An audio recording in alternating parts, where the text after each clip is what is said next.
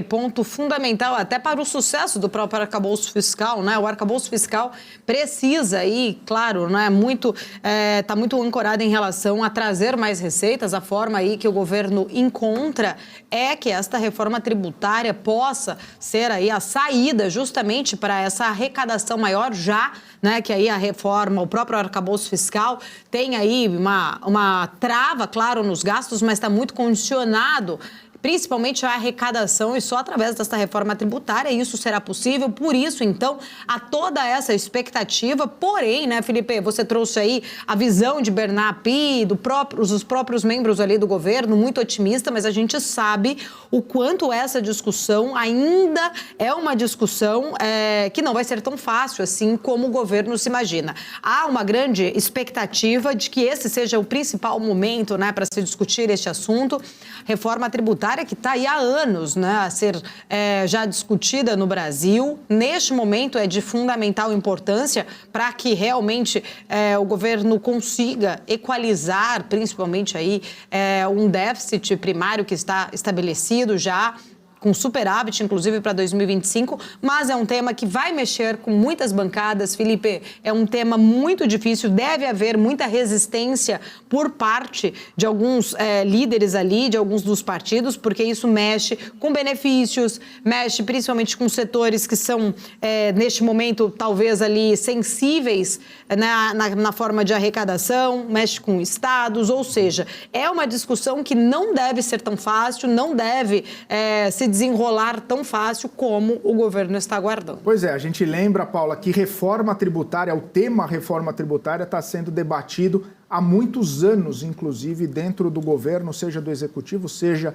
também no legislativo brasileiro. Desde 2021, a gente lembra que até o ex-presidente Jair Bolsonaro tentou passar uma reforma tributária para melhorar, né? O ministro Paulo Guedes era muito adepto de uma reforma tributária que pudesse trazer simplificação para o sistema tributário brasileiro, também aumentar e melhorar, né, as condições para o empresariado, fazer com que o Brasil crescesse economicamente, tivesse uma simplificação tributária, melhorasse o ambiente econômico, mas ao longo, né, do governo Jair Bolsonaro, essa pauta não foi para frente. O Congresso Nacional, obviamente, também estava bastante preocupado em passar outros temas, outras reformas, outras prioridades. A gente lembra, inclusive, que houve, né, toda aquela situação da pandemia que precisou de uma agilidade do setor legislativo brasileiro para que pudesse fazer uma liberação de recursos. Inclusive, também, um desses motivos foi dos recursos que acabou furando o teto, e aí não deu para fazer a reforma necessária. Por isso que esse assunto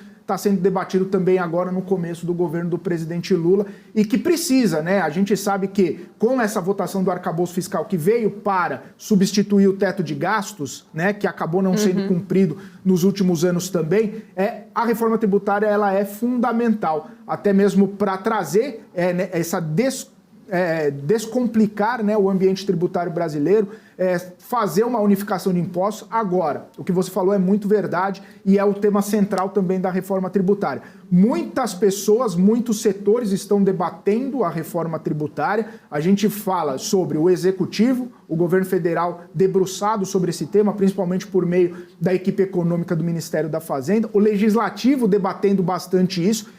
Esse vai e vem de propostas, essa reunião, esse encontro de setores, esse encontro de grupo de trabalho para tentar chegar num denominador comum, e até o judiciário está debruçado sobre esse tema. A gente lembra de todo aquele grupo de trabalho envolvendo o próprio ministro Gilmar Mendes para tentar dirimir todas as arestas que acabaram sendo causadas entre o Executivo e o Legislativo, principalmente por conta dos estados e municípios que perderiam a arrecadação. Muitos estados estão bastante preocupados com a perda de arrecadação, dizendo até que podem ou dar calote, ou não pagar funcionalismo, ou não ter dinheiro para investimentos, porque vão perder a arrecadação com a reforma tributária. E cabe, né, obviamente, ao Congresso Nacional fazer uma proposta que acabe contemplando os estados e municípios para que eles não sejam tão prejudicados assim. O que a gente sabe é que, de alguma forma, alguém vai pagar essa conta. Se os estados vão perder por um lado, eles vão ter que ser compensados por outro lado, Paulo. Felipe, ponto fundamental que você trouxe, até porque nessa discussão que a gente viu na semana passada, né, ali onde muitos governadores estavam reunidos num encontro lá na Câmara dos Deputados, existem ainda 3 textos, né? A gente precisa lembrar disso, 2 textos apresentados na Câmara e 1 lá no Senado. E o ponto fundamental que você trouxe, que a maior preocupação de muitos dos governadores é que com essa discussão da reforma tributária, há, né, ali a possibilidade desses tributos, na verdade, serem cobrados no destino, né, e não mais na fonte ali, não mais aonde é fabricado, exatamente, não na origem da sua transição, e sim passaria a ser cobrado no destino final. E isso pode trazer uma grande alteração na arrecadação de alguns desses estados, né? Então, por exemplo, o próprio governador do Espírito Santo, o Renato Casagrande, ele defende ali uma grande preocupação, no caso para ele, é a mudança deste local onde o tributo vai ser cobrado, porque com isso, se caso realmente dos textos que seja ali votado e aprovado, que altere justamente o local de onde vai ser cobrado o imposto, se vai ser realmente, deixa de ser na origem, passa a ser no destino, isso pode acabar trazendo perdas grandes de arrecadação para alguns desses estados. É claro, são 3 textos ainda ali, não se sabe ainda, né, se vai haver uma unificação de alguns desses pontos. Começam agora, então, as discussões, né, as discussões sobre o modelo a ser adotado. É muito importante, né, o governo, claro, está fazendo um papel dele ali em trazer um otimismo, que essa reforma seja fundamental. O próprio presidente da Câmara, Arthur Lira, também muito empenhado em fazer a reforma aí ser aprovada na gestão dele, de extrema importância até para ele. E vale ressaltar, Felipe, que os analistas políticos, eles trazem o seguinte: a reforma tributária e o arcabouço fiscal, elas são pautas, na verdade, de comum interesse, vamos dizer assim, tanto base quanto oposição. Por isso, talvez realmente seja um dos momentos adequados em se discutir essa reforma tributária. Mas, né, isso mostra também, por um outro lado, que tem que estar muito alinhada aos interesses das bases do Congresso. A política brasileira, ela sofreu uma grande alteração na forma aí de se fazer política no Brasil nos últimos anos, desde 2015. A gente enxerga que hoje o Congresso, ele dita as regras, ele dita ali a agenda e só vai à frente as pautas que também têm interesse do Congresso. Não adianta o governo achar que o presidencialismo de coalizão funciona hoje em dia como antigamente, porque ele só funciona, mas com o parlamento ali sendo o protagonismo, muitas vezes, das pautas. Pois é, Paula, e também, né, tem, além da Câmara, do Congresso, né, e do Senado, obviamente, debaterem a pauta, colocarem a pauta, eles também impõem a velocidade com que as pautas são discutidas no Congresso, né? Se precisa de alguma celeridade maior, ela é imposta. Se quer dar uma morosidade maior, justamente porque precisa de mais articulação ou precisa de algum tipo de liberação de emenda, essa morosidade ela é bastante forte também.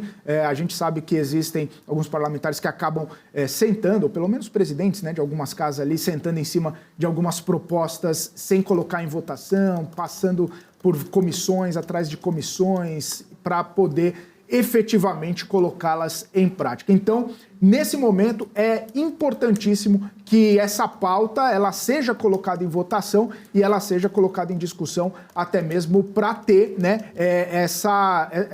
esses dois lados, né, o arcabouço de um lado, a reforma tributária de outro, fazendo com que a economia brasileira avance. Inclusive, a reforma tributária pode atingir bastante o setor industrial brasileiro, que tem sofrido, inclusive, nos últimos anos, com cargas altas e também pressionado aí pelo custo Brasil. Se a gente se recordar, nos anos 80, a indústria brasileira era responsável por aproximadamente 24% do PIB e hoje de apenas 10% do produto interno bruto. Em relação à indústria global, a fatia brasileira está em 1,4% apenas. A discussão sobre a reforma tributária traz uma oportunidade de ouro para se retificar essa sobrecarga relativa.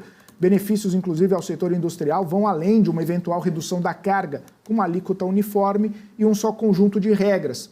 Hoje são 27 e a produtividade da indústria deve aumentar, caso, claro, a reforma tributária seja aprovada no Congresso Nacional. E